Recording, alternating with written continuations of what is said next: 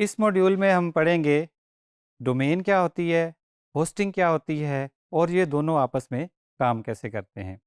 Domain basically आपके किसी website या बिज़नेस का नाम होता है जो कि आप अपना बिज़नेस का नाम रजिस्टर करते हैं। जैसे कोई आप फॉर एग्जांपल आपने एक बेकरी खोली है तो सबसे पहले आप उसका नाम चूज़ करेंगे, कोई भी आप उसका कैची सा नाम चूज़ करेंगे। उसके बाद उसके लिए आप एक जगह रेंट करेंगे जहाँ पे आप वो अपनी बेकरी रन कर सकें। सिमिलरली जब आपने वेबसाइट बनानी है, ब्लॉग बनाना है, स्टोर बनाना है, किसी भी किस्म की आपने वेबसाइट बनानी है तो उसका आप एक नाम चूज़ करेंगे और उसकी एक डोमेन होगी। उस नाम के अगेंस्ट आप एक डोमेन रजिस्टर कर सकते हैं। अगर आपका बिज़नेस जो है वो ग्लोबल है तो आप .com, .net ये वाली डोमेन्स ले सकते हैं। और अगर आपका बिज़नेस सिर्फ़ पाकिस्तान से मुतल्लिक है या विद इन पाकिस्तान है और आपकी सारी टारगेट ऑडियंस जो है वो सिर्फ़ पाकिस्तान में है तो आप .pk की डोमेन भी ले सकते हैं। फॉर एग्ज़ाम्पल जैसे हम कहें digiskills.pk। अब डिजी स्किल्स जो है वो एक नाम है, बिज़नेस का नाम है, इदारे का नाम है और .pk जो है वो उसको हम TLD भी बोलते हैं, टॉप लेवल डोमेन। दूसरा एग्जांपल देते हैं जैसे google.com। गूगल अब एक नेम है और .com जो है वो TLD है। तो डोमेन आपके बिज़नेस या इदारे का नाम होता है। अब आते हैं होस्टिंग की तरफ। होस्टिंग या सर्वर क्या होता है? सर्वर एक ऐसा कंप्यूटर होता है जो कि 24/7 इंटरनेट के साथ कनेक्टेड होता है और आपकी वेबसाइट की फाइल्स जो हैं वो उस कंप्यूटर पे पड़ी होती हैं। और हर जो कंप्यूटर इंटरनेट के साथ कनेक्टेड है उसका एक आईपी एड्रेस होता है जिसे इंटरनेट प्रोटोकॉल भी बोलते हैं। आईपी एड्रेस जो है वो कुछ इस तरह का दिखता है। अब अगर आपने वेबसाइट बनानी है तो कंप्यूटर जिस पे आपकी वेबसाइट पड़ी है उसको आप एक्सेस करेंगे आईपी एड्रेस से।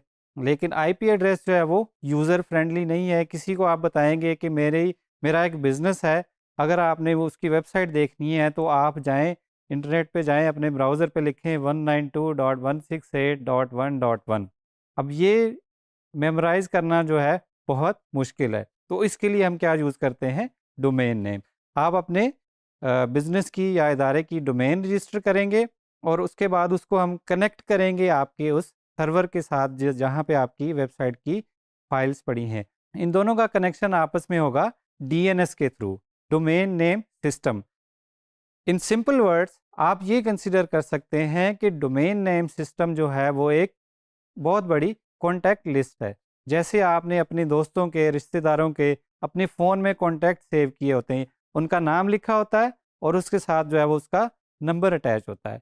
सिमिलरली डीएनएस में आपकी वेबसाइट होगी, उसका नाम होगा, उसका डोमेन नेम होगा और उसके साथ उसका सेव होगा आईपी एड्रेस।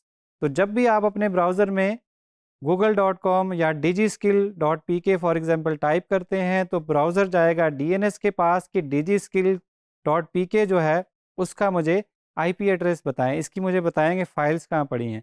डीएनएस जो है वो digiskill.pk का आईपी एड्रेस रिटर्न करेगा और आपका ब्राउज़र वहाँ से digiskill.pk की जो वेबसाइट है उसको फेच करके जो है वो आपको डिस्प्ले करा देगा। सो डोमेन आपके बिजनेस का नेम है। सर्वर या वेब होस्टिंग वो चीज़ है जहाँ पे आपकी वेबसाइट की जो है वो फाइल्स एक्चुअल पड़ी हैं और डीएनएस जो है वो इन दोनों के दरमियान में जो कनेक्शन बनाने वाली कॉन्टैक्ट लिस्ट है उसको हम क्या बोलते हैं? डीएनएस। तो वेबसाइट बनाने के लिए सबसे पहले आप एक डोमेन रजिस्टर करेंगे, उसके बाद आप एक वेब सर्वर लेंगे, किसी वेब होस्टिंग कंपनी से होस्टिंग लेंगे और उसके बाद उन दोनों को आप आपस में कनेक्ट कर देंगे। आइए हम आपको दिखाते हैं कि एक डोमेन को जो है वो वेब सर्वर के साथ जो है वो कनेक्ट कैसे करते हैं। हमने सर्च किया है बाय डोमेन एट होस्टिंग, हमने गूगल किया है। हमें यहाँ पे डिफरेंट जो है वो कंपनीज नज़र आ रही हैं जहाँ से हम डोमेन और होस्टिंग परचेज़ कर सकते हैं। मेरी अपनी पर्सनल फेवरेट जो है वो नेमचीप है और उसकी वजह यह है कि नेमचीप का जो डीएनएस सिस्टम है या जो कॉन्टैक्ट बुक है वो बड़ी क्विक होती है। जैसे ही आप डीएनएस रिकॉर्ड्स जो है वो अपडेट करते हैं वो इंटरनेट पे जल्दी जल्दी से अवेलेबल हो जाते हैं। तो आइए हम नेमचीप खोलते हैं और आपको बताते हैं कि आपने डोमेन कैसे लेनी है। नेमचीप को खोल लिया, यहाँ पे आपका जो भी बिज़नेस नेम है, जो भी आपका डोमेन नेम आपको चाहिए वो यहाँ पे आप सर्च करेंगे। अगर तो आपका नेम अवेलेबल है तो वो आपको बता दिया जाएगा कि आप उसको ख़रीद सकते हैं। आप क्या कर लेंगे, उसको ऐड टू कार्ट करेंगे। कार्ट में ऐड करने के बाद आप अपनी चेकआउट पे जाएंगे। यहाँ पे हमारे पास एक डोमेन हमारी आ गई जो हमने अभी ऐड की है, और एक डोमेन हमने पहले से भी ऐड कर रखी है, दोनों डोमेन्स आ गई। यहाँ पे हम कंफर्म ऑर्डर करेंगे, अपनी पेमेंट्स डिटेल डालेंगे और हमारी डोमेन हम परचेज़ कर लेंगे। डोमेन परचेज़ करने के बाद डोमेन की सेटिंग्स हमें कुछ इस तरह की नज़र आएंगी। इन सेटिंग्स में जाके हमने ढूंढना है नेम सर्वर्स का ऑप्शन। अब ये नेम चीप में डिफरेंट लेआउट में हो सकता है। इसका इंटरफेस, अगर आपने डोमेन डिफरेंट जगह से परचेज़ किया तो इसका इंटरफेस जो है वो डिफरेंट हो सकता है। लेकिन आपने ढूंढना क्या है, डीएनएस सेटिंग्स या नेम सर्वर्स की सेटिंग्स। वहाँ से जाके आप अपनी डोमेन को अपने वेब होस्टिंग या अपने वेब सर्वर के साथ जो है वो कनेक्ट कर सकते हैं।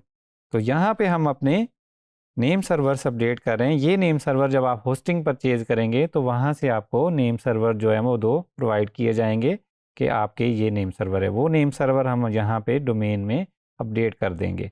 हम पहले डोमेन भी बाय कर सकते हैं और नेम सर्वर जो है हम बाद में भी अपडेट कर सकते हैं।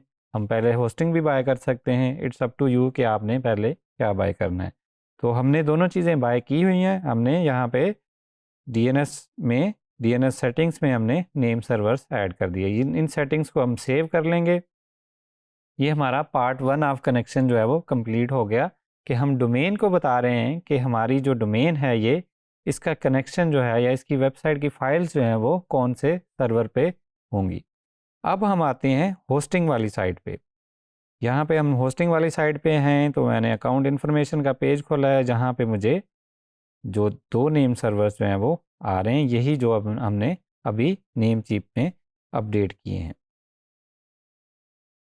डिफरेंट होस्टिंग्स जो हैं उनके कंट्रोल पैनल जो है वो डिफरेंट हो सकते हैं, लेकिन सबसे कॉमन यूज़ होने वाला या सबसे ज़्यादा यूज़ होने वाला तो जो कंट्रोल पैनल है उसको सी पैनल बोला जाता है। सी पैनल की लेआउट जो है वो हर होस्टिंग में डिफरेंट हो सकती है। इसकी लेआउट थोड़ी सी चेंज भी हो सकती है। तो आपने क्या करना है, आपने अपनी यहाँ पे आपको अपनी आईपी एड्रेस मिल रही है जिस पे आपकी वेबसाइट पड़ी होगी, और यही जब आप अपने वेबसाइट की जो आपका डीएनएस है उसके पास भी आपकी यही आईपी होगी।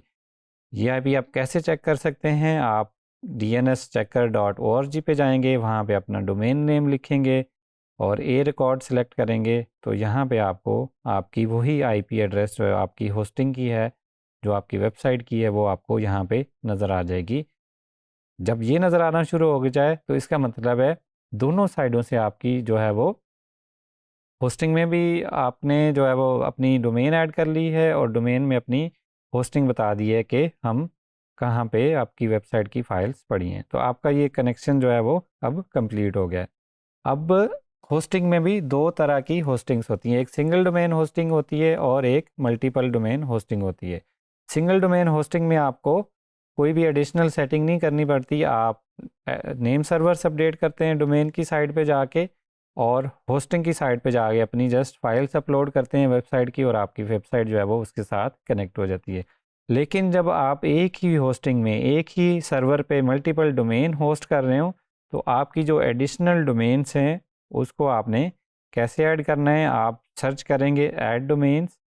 ऐड डोमेन्स का मतलब है एक डोमेन आपकी जो आपने होस्टिंग लेते हुए रजिस्टर की थी वो ऑटोमेटिकली कनेक्ट होगी, मगर अब आपने सेकंड वेबसाइट उसमें ऐड करनी है। तो आप कैसे करेंगे, क्रिएट डोमेन करेंगे और यहाँ पे अपनी डोमेन का या बिज़नेस नेम लिख देंगे। फॉर एग्जांपल जो डोमेन आपने बाय की है, फॉर एग्जांपल business.com, और इसको यहाँ पे आप ऐड कर देंगे। तो जब यहाँ पे आपने यहाँ पे ऐड कर लिया और आपने डोमेन की साइड पे जाके भी नेम सर्वर अपडेट कर दिए तो आपकी डोमेन जो है वो आपकी होस्टिंग के साथ कनेक्ट हो चुकी है।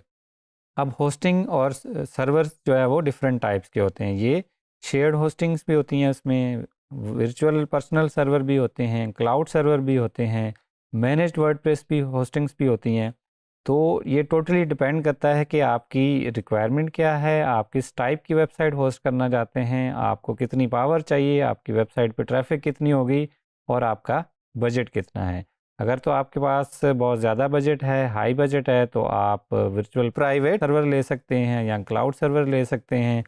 और अगर आप स्टार्टर हैं, आप अभी जस्ट स्टार्ट कर रहे हैं, आपको टेस्टिंग के लिए एक सर्वर चाहिए या बिल्कुल लो ट्रैफिक के लिए सर्वर चाहिए, तो आप शेयर्ड होस्टिंग भी ले सकते हैं। तो इस लेसन में हमने जाना कि डोमेन को सर्वर के साथ कैसे कनेक्ट करते हैं और सर्वर वाली साइट से जाके आप डोमेन कैसे ऐड कर सकते हैं।